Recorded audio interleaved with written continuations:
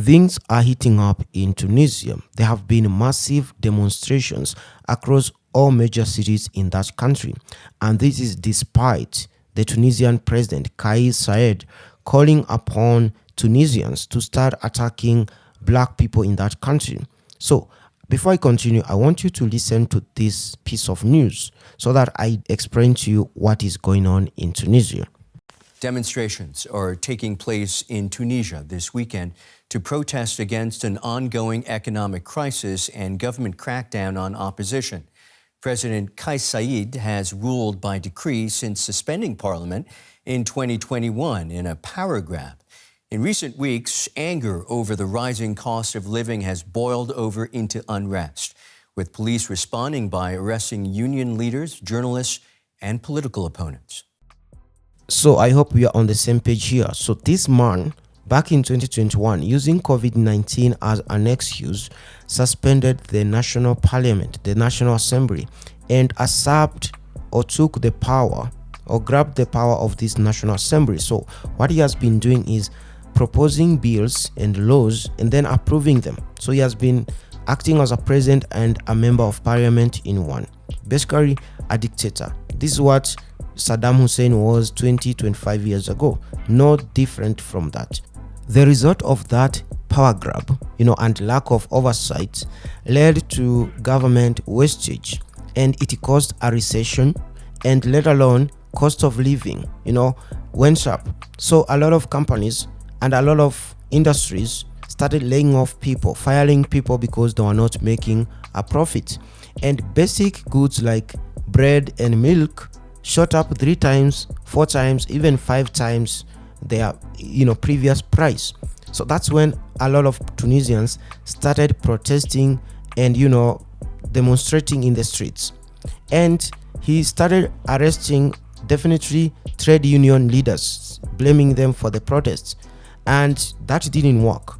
He let alone arrested opposition politicians. Definitely that one also didn't work. And eventually, or as a last resort, he has used the oldest form of blame game by blaming black people, because this is the card that most presidents all over the world from racist countries always use. Every time they fail, they start blaming Africa, they start blaming black people of being the cause of the problems in their countries. So this president started saying that black people were the ones who led to the high cost of living.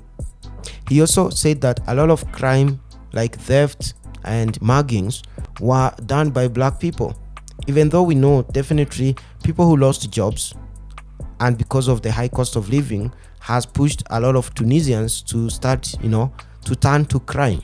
You understand? But he's saying that the people who are doing that are the black people, not the normal Arabic Tunisians. Even though the police are arresting not black people for those crimes, but Arab Tunisians. And here their president is blaming the black people. And the black people is blaming are in that country, a good number of them are students in their universities, because Tunisia speaks French and most West African countries speak French. So some of their students go to Tunisia to study. The other group that are not students are in Tunisia to do those lowly jobs, to do the low-paying jobs like garbage collection, street sweepers, cleaners, and so on. Not the kind of people you would expect to be involved or engaged in crime. And of course, there are the migrants who are transiting through that country trying to find their way to Europe. So, some good number of sub-Saharan Africa try to go to Europe through the Mediterranean, and they use Algeria, Tunisia, and Libya. So there's that group too, but they are not there to commit crime.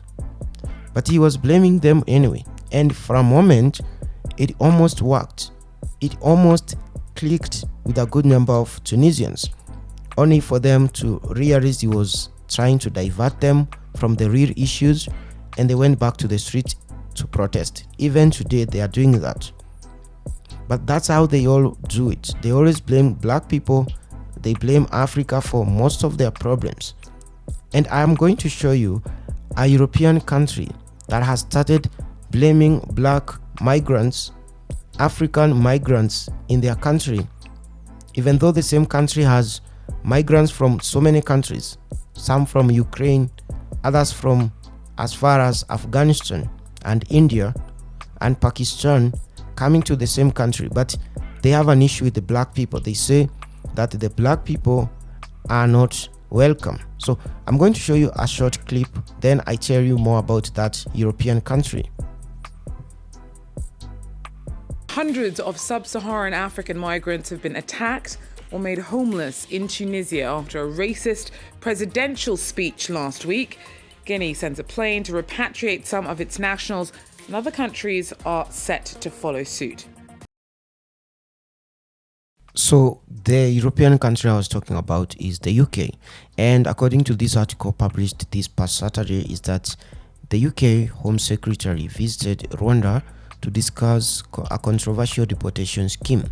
And according to the article, it says that British Home Secretary Suella Braverman arrived in Rwanda on Saturday to discuss a controversial agreement which will see the UK deport asylum seekers who the UK deems to have arrived in the UK illegally to Rwanda, now to the African nation, which is Rwanda.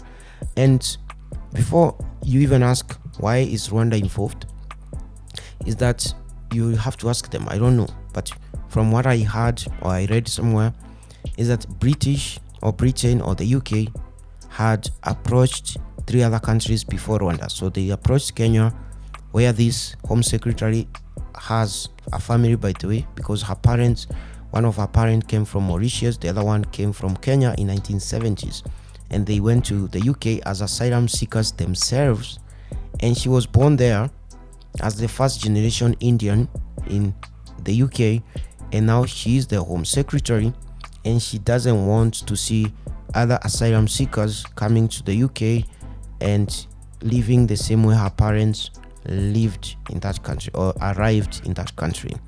Anyway, back to the story is that 3 other countries were approached, which was Kenya, I think Uganda was also approached, and Ghana, and all 3 of them refused.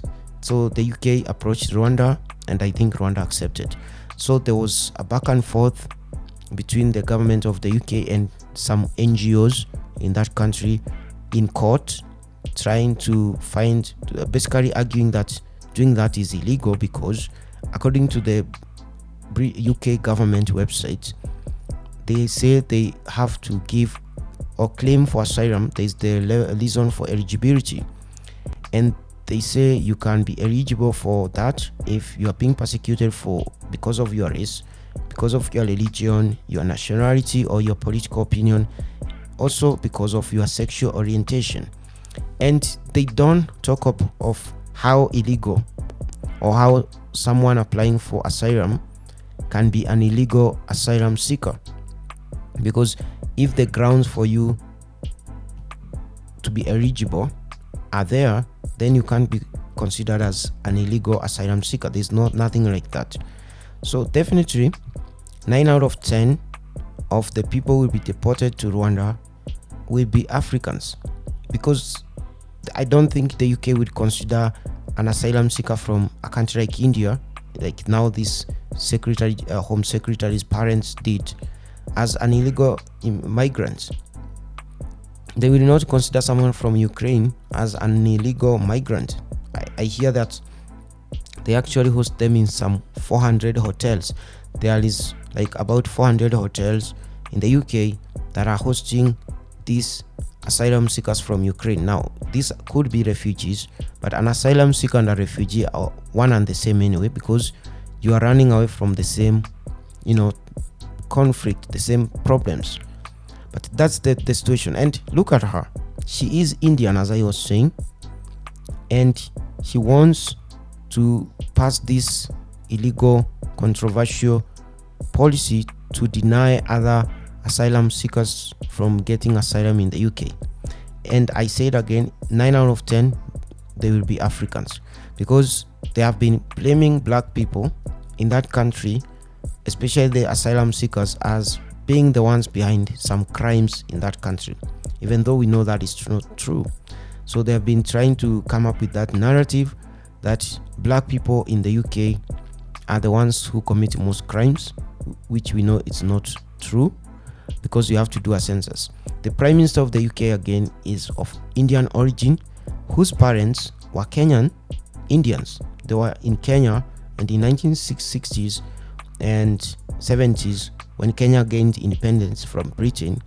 These are the same Indians who said that they cannot stay in Kenya because they don't want to be ruled by black Africans. So they left. They went to the UK as asylum seekers for those reasons.